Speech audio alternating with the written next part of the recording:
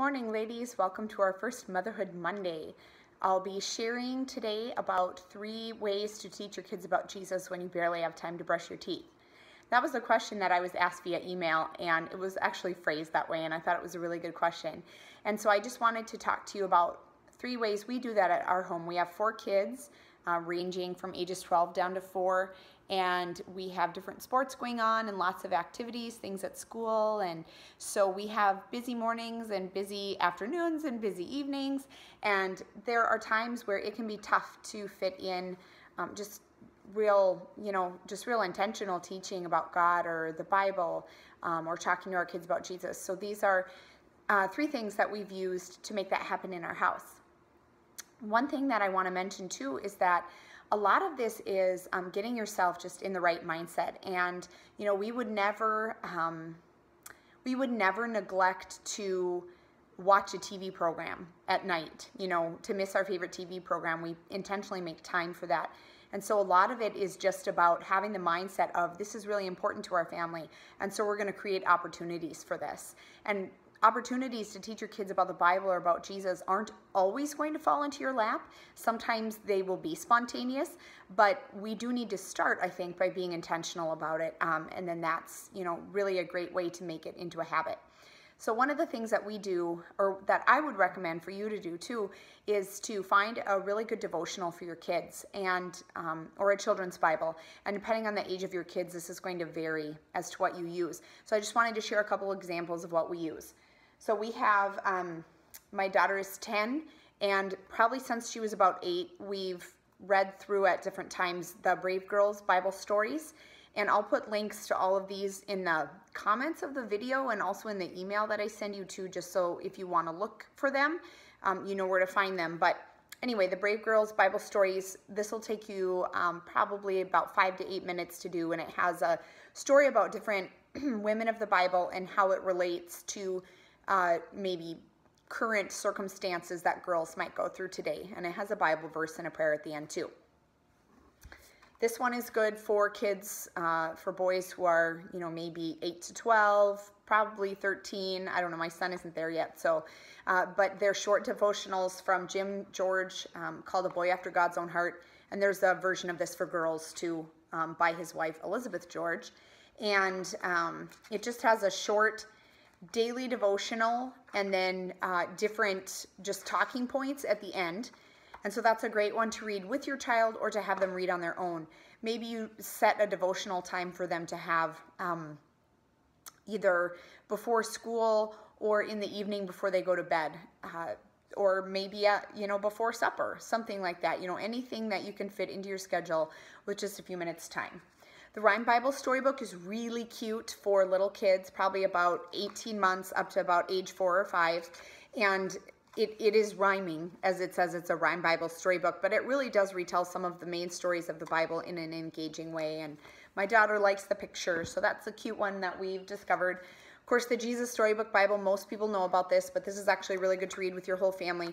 Illustrations are beautiful, kind of gives a biblical narrative of all the different stories from the Bible in a really engaging way. And my kids have all really liked the Jesus Storybook Bible. This one is a good one too for kids probably ages 5 to about 10 or 11. It's called Little Visits with God, and it has a real short, like a story with a devotional meaning, a prayer, and then little talking points or talking questions, and then there's Bible verses listed that correspond with the devotional for the day. So those are just some ideas that you could use for devotions with your kids or encouraging your kids to have their own devotional time. Another thing that we found really helpful is to listen to Christian music. And that can be something as simple as turning on your radio in your home or in your car, or if you don't have a radio at home, because a lot of people don't anymore, you could try something like Pandora, pandora.com. It's free for up to, I think, 40 hours of music per month. And you can listen to that, and you can create playlists based on your interests, and it will randomly play songs. So you don't get to necessarily choose which songs it plays, but it'll play songs kind of within the genre that you're choosing. And so you could play that around the house. You can also go to, if you're an Amazon Prime member, there's a lot of Amazon Music that's available to you for free. And there's a ton of Christian albums on there, from older ones to more contemporary music. There's also Amazon Music Unlimited, which is a subscription service, but if you're into that, I'll share the link in the notes here, and you can go and sign up for that. And that gives you a lot more control over the types of music and millions of songs that you can set up and play as a playlist if you'd like to. And so that's really a good way to do it. I don't really like to have a lot of music. I think it's hard for me to concentrate if it's too loud in the background. But I actually bought a couple of like old school CD players with radios for my kids, and they've really enjoyed listening to music just in their rooms, or in the morning on the way to school, we listen to the radio and that sort of thing, just to kind of set those truths in their mind and encourage them. And then another thing that we have done is, or I have tried to do, I guess, is just to look for moments throughout the day where you can talk to your kids about scripture or about the Bible.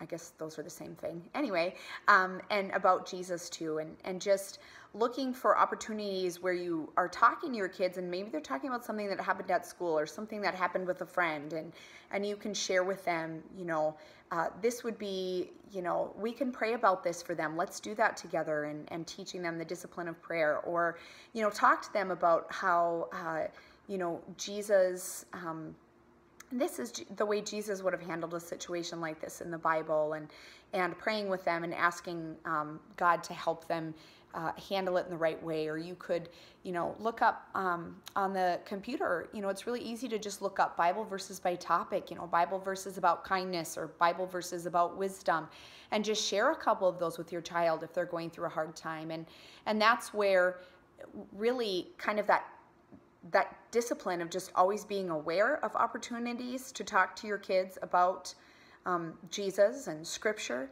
really comes into play. And that can take some time. It took me several years to really key into how I could just do that randomly throughout the day. And now it comes a lot easier. And of course, one of the best ways that we can do that is to kind of get to know Jesus ourselves and to read scripture ourselves. And I have a few reading plans at the blog that you can use, and I have a couple of kids' Bible reading plans too that I will leave you in the notes of this video. So I hope that has been helpful to you as you teach your kids about God. And if you have any further questions, just reply to the email. I don't allow comments on my YouTube video just because I don't like spam comments, and so you can reply to me via email, or if you happen to be seeing this on YouTube, I've left my email address in the video notes, I guess, if you could say. Have a great week, and I'll see you next week. Thanks.